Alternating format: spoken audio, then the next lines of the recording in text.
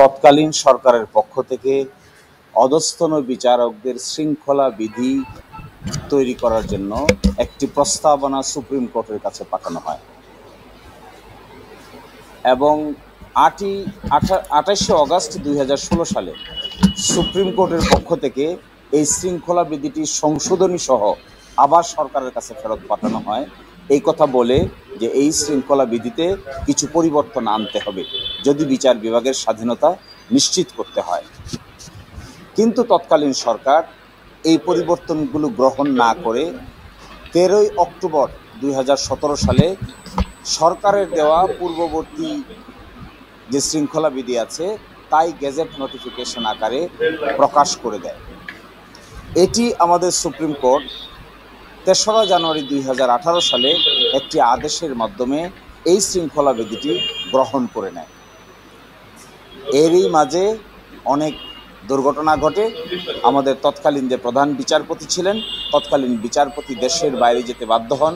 তিনি দেশের বাইরে থেকে পদত্যাগপত্র পাঠান, নতুন করে ভারপ্রাপ্ত বিচারপতি হন। নতুন করে ভারপ্রাপ্ত যে বিচারপতি হন তার নেতৃত্বে 5 সদস্য বিশিষ্ট আপিল বিভাগের একটি বেঞ্চ এই শৃঙ্খলা বিধিটিকে গ্রহণ করে নেয় এবং সেই তারিখ ছিল 3রা জানুয়ারি 2018। এই অর্ডারটিকে চ্যালেঞ্জ করে আমরা রিভিউ আবেদন দায়ের করেছিলাম যে সুপ্রিম কোর্টে অতীতের যে অর্ডার ছিল 9 জাজের সমন্বয়ে, সেই রায় রিভিউ না করে শুধুমাত্র 5 জজের সমন্বয়ে পরবর্তীতে অ্যাক্টিং প্রধান বিচারপতি এই ধরনের আদেশ দিতে পারেন না। এটি সুপ্রিম কোর্টের অতীত আদেশের প্রতি অবমাননা প্রদর্শনের শামিল। এইটি শুনানি হয়েছিল, উভয় পক্ষকে শুনানি শেষে আজকে আদেশ হয়েছে। আদেশে এখনকার মাননীয় আপিল বিভাগ প্রধান বিচারপতির নেতৃত্বে 3রা জানুয়ারি 2018 তারিখে যে আদেশটি গ্রহণ করেছিলেন জনাব বিচারপতি ওয়াহাব মিয়ার নেতৃত্বে, সেই আদেশটিকে স্থগিত করে দিয়েছেন। একই সাথে নিম্ন আদালতের যে শৃঙ্খলা বিধি আছে তা এই ইন দ্য মিন টাইম যে সময় আছে সেটি কার্যকর থাকবে এবং একইভাবে আমাদের হাইকোর্ট বিভাগে যে রিট পিটিশনটি শুনানি হচ্ছে সংবিধানের 116 অনুচ্ছেদ নিয়ে, এই শুনানি যথাযথভাবে চলবে। এই 3টি আদেশের মাধ্যমে আজকের এই রিভিউ পিটিশনটি নিষ্পত্তি করা হয়েছে এবং লিভ গ্রান্ট করা হয়েছে। এই আদেশের ফলে প্রথম যেটি হলো, জনাব বিচারপতি ওয়াহাব মিয়ার নেতৃত্বে যে আদেশটি দিয়েছিলেন শৃঙ্খলা বিধিকে গ্রহণ করে, এই আদেশটি স্থগিত হয়ে গেল, ওই আদেশের আর কোনো কার্যকারিতা থাকলো না। দ্বিতীয়ত হলো, শৃঙ্খলা বিধি বর্তমানে যা আছে তা অন্তর্বর্তীকালীন সময়ের জন্য কার্যকর থাকবে। আর তৃতীয়ত হলো, হাইকোর্ট বিভাগকে নির্দেশনা দিলেন 116 অনুচ্ছেদকে নিয়ে যে রিট পিটিশনটি শুনানি হচ্ছে, এই রিট পিটিশনটি শুনানি করতে আর কোনো বাধা থাকলো না।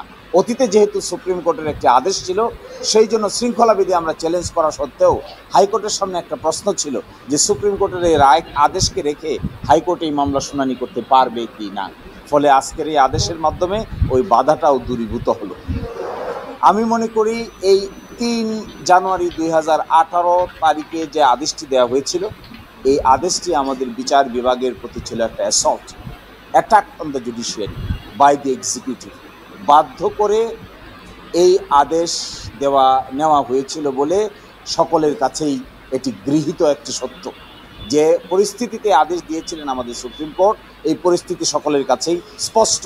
সেখানে ম্যালাফাইডি আরবিট্রারি এক্সারসাইজ অফ পাওয়ার করেই এক্সিকিউটিভের মাধ্যমে এই ডিসিপ্লিনারি রুলসটা অ্যাকসেপ্ট করানো হয়েছিল। একটা কথা প্রাসঙ্গিক বলি, আমি শেষ করব। এই প্রাসঙ্গিক হলো, কেন এই ডিসিপ্লিনারি রুলস সরকার রাখতে চেয়েছিল? কারণ আমাদের নিম্ন আদালতের বিচারকদের বদলি, পদোন্নতি এবং তাদের শৃঙ্খলা সব কিছুই আইন মন্ত্রণালয়ের হাতে।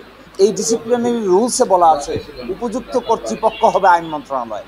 আইন মন্ত্রণালয়ের সিদ্ধান্তের বাইরে ছুটিও হবে না, পদোন্নতিও হবে না, বদলিও হবে না, শৃঙ্খলা বিধিরও প্রযোজ্য হবে না। এই জন্যই তৎকালীন সরকার আইন মন্ত্রণালয়ের উপর খবরদারি দেওয়ার জন্যই এই শৃঙ্খলা বিধি রাখতে চেয়েছিল। কিন্তু আমাদের সুপ্রিম কোর্টের যদি স্বাধীনতা নিশ্চিত করতে হয়, তাহলে এই ধরনের শৃঙ্খলা বিধি কার্যকর রেখে কোনোভাবেই স্বাধীনতা নিশ্চিত করা সম্ভব নয়। এই জন্যই আমরা এই অর্ডারকে রিভিউ চেয়েছিলাম, এই জন্য স্থগিত হয়েছে। আশা করি পরবর্তী পদক্ষেপ সাংবিধানিকভাবে আমরা গ্রহণ করব।